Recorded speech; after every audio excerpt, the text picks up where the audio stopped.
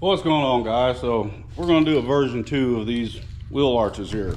So we got a 13 Chevy, which you know all these Chevys do that bedside rust right here. Main reason is they have a seam sealer that runs in there and that holds water, and then it fills up with dirt and sand and it just rusts away. Every one of them do it.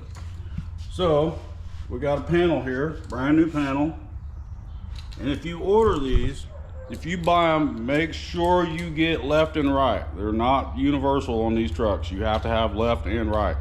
So like rockers, you can get away on some trucks with slip-on certain rockers that you can do either side of work, but OE type rockers you can't do. So make sure you get the right side for what you're doing, and then I'll show you exactly how to mark this out. We'll go through it a little better than last time since we lost footage. All right, so now if yours is rusted really bad, real high all the way around, use the whole panel. If it's only a little bit like this, then we're not going to use the whole panel. So make sure you got the right side. Stick it up here. You got to get it where it fits like it's supposed to.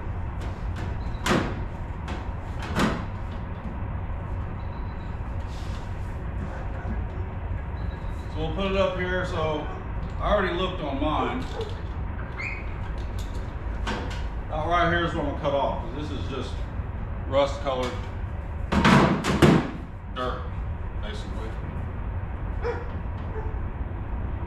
All right, so then I'll draw my line there, and then our rust stops like right here. So then here's where I'm gonna cut this off at. I'm gonna cut right here. Then we'll get out our shears, we'll trim this panel off, then we'll get it set up here, and then we'll mark this out. Alright. Like, got some hair shears here.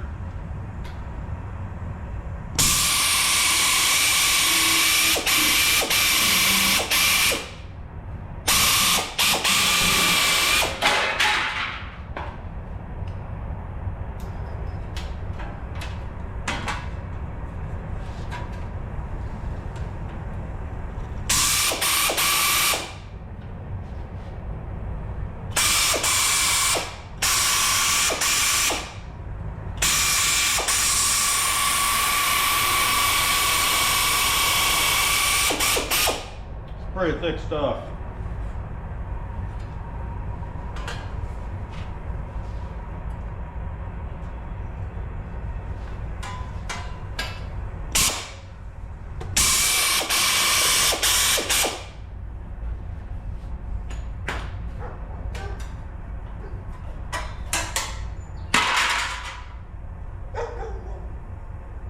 Let's see if we can trim that piece off.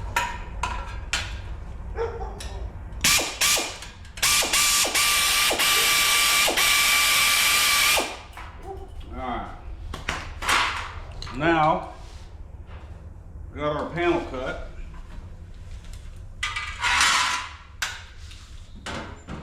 Get it back up here. Now I could trim this down even farther. I could go to right here, which I might do.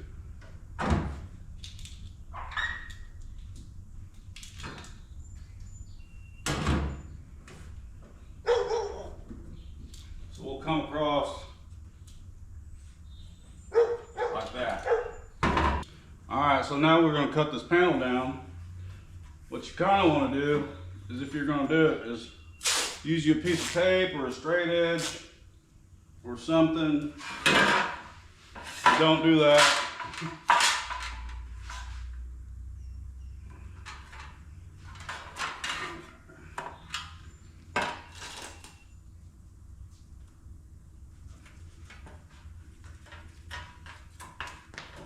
And then run you something that's got a straight line on. So we'll go up to there. That's a little higher there, I guess.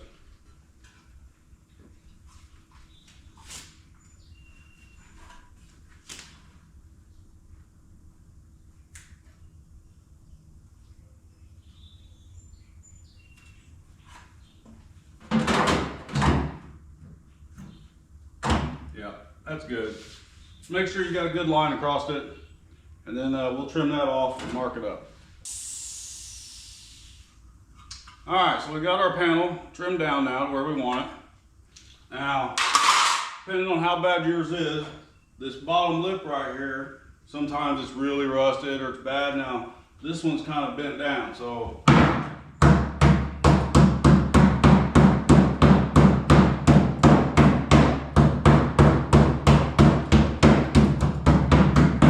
you want to make sure that it's straight, because when you set this panel up here, if that's bowed down any, then you trim this out, it's not going to go up to where it should, so you're going to have to do more work. So try and make sure everything is flush as you can get it, or if it's just missing, then just make sure that the edges are good. Now this works the same for a full panel or a partial panel. So we'll put it up here, get it in place, and what I'll do is I'll mark around it.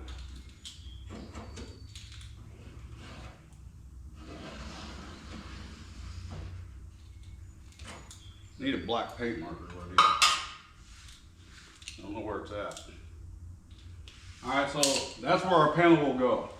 So now you got to think, when you set this up, when you cut this out, there's a section here that's probably 1/8 of an inch or so that's going to go up. Once it's gone, this panel is going to sit up a little higher. So, as I was saying before, I use a flange tool. So this crimps a flange around it for this metal to sit in like a pocket. So that way, when you weld it up, it's almost a smooth transition. It's not as much work, it doesn't stick out from the panel. Now I don't know, this is probably 1/2 inch. That probably goes up a 1/2 inch. And then what I'll do, you can do this with a marker, you can do it with tape, is I'll mark about where I want to cut this at from the inside.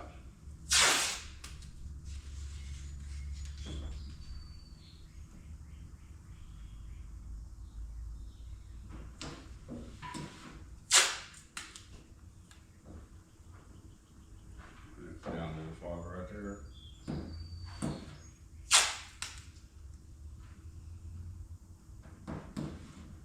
Okay.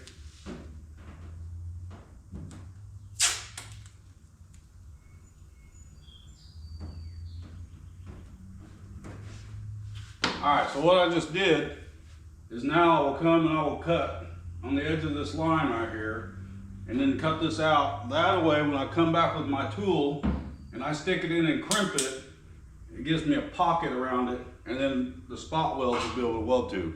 You'll see as time goes on, it'll make a little more sense, then you'll kind of understand where we're going. Alright, so I like to use good old DeWalt cutter. This here works better than all the air tools. It's got way more torque, just cuts right through it. So we'll use this, and I'll cut this out and I'll show you.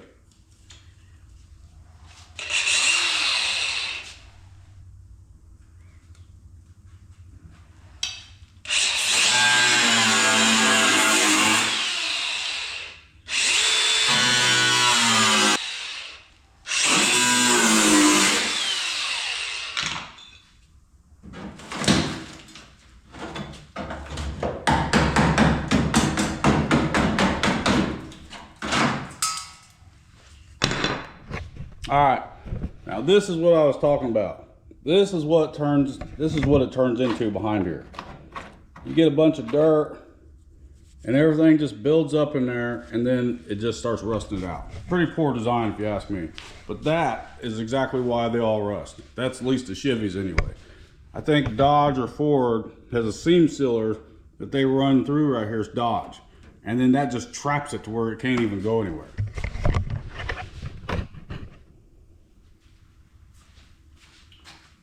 All right, so we got that cut out. Depending on how rusty it is, your spot welds might still be intact, so some of these I'm gonna have to drill out.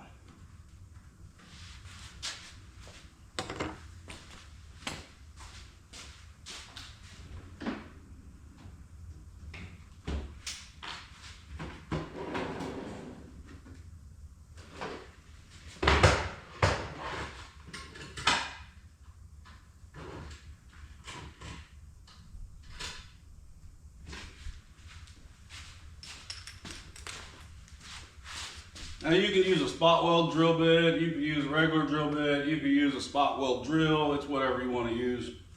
I just use these because they're a lot faster, and the bits for my spot weld drill is pretty expensive. So I'm not going to waste them on this. Another thing you can do is go through and mark where each one's at.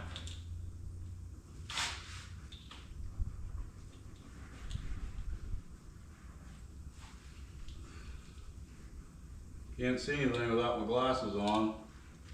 That's what happens when you get old. Can't see shit.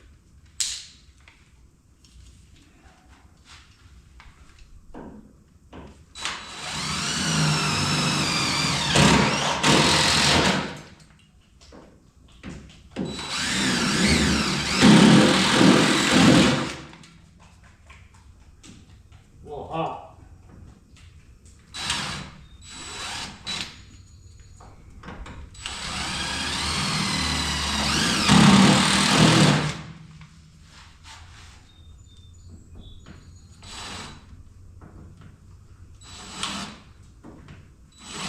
Come on.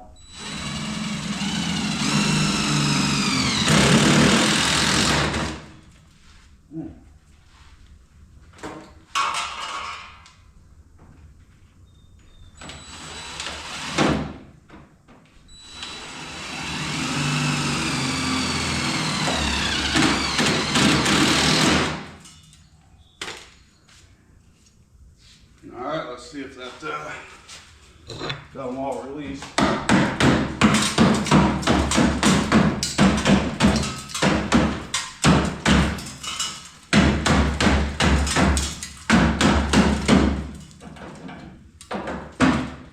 that one.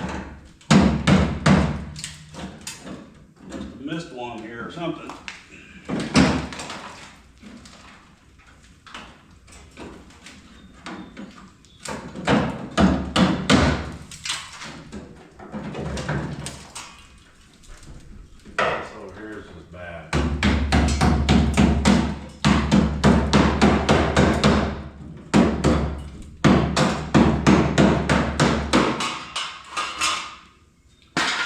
Now, problem I have is most people will not replace this when it's rusted. They don't care. To them, they say, well, if you leave it like that, the water can't, and the dirt can't build back up in there. No, it's still gonna build up in there. Sometimes you'll cut this out and this is gone. It looks like this, it's just gone. That's up to you on what you wanna do. If it was my truck and I'm gonna keep it, I'm gonna replace this as well. Yes, it's a lot more work, but sometimes you can just cut this piece out to where you want it right here and weld it in, coat it real good, everything's fine. So, now that we got that done, we'll keep moving.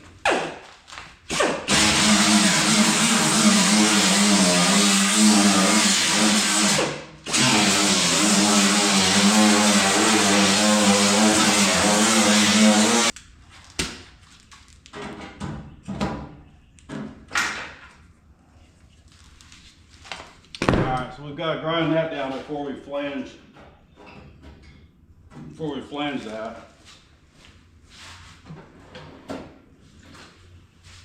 We got some build up back there. You want to make sure that the backside's clean. So if you're going to use a, hold on, let's get this clean.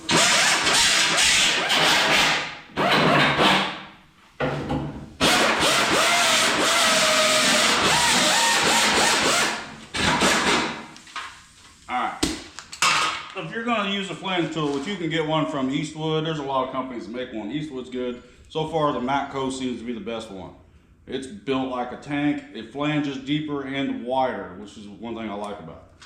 So if you're going to use this, you got to make sure that the back side of the metal has no burrs or nothing sticking on it. So,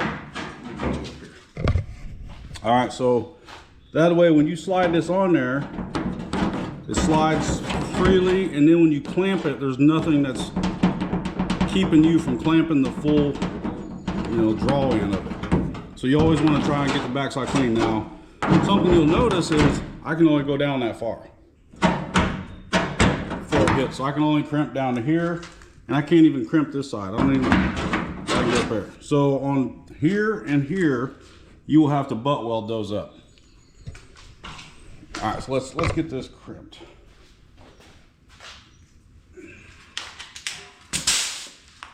This is how this works.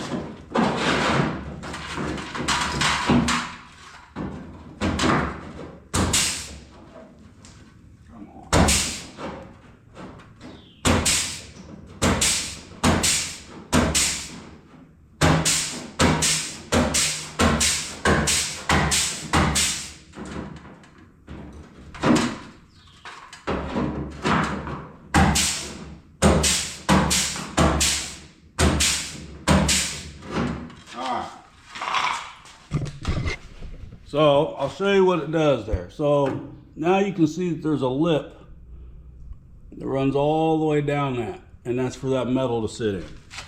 Let me find this piece. So let's just hold this up here for example. So you see how that fits into that pocket? All right, so we got a couple more things we gotta do here.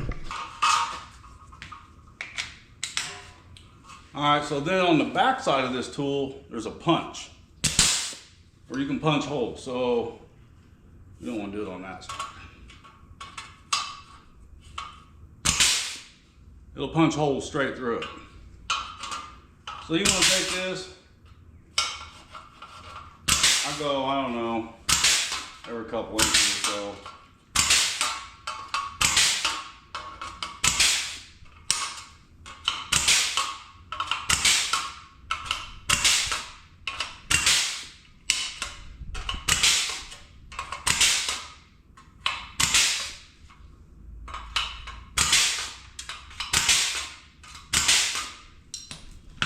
So then that way you got a bunch of holes punched in it.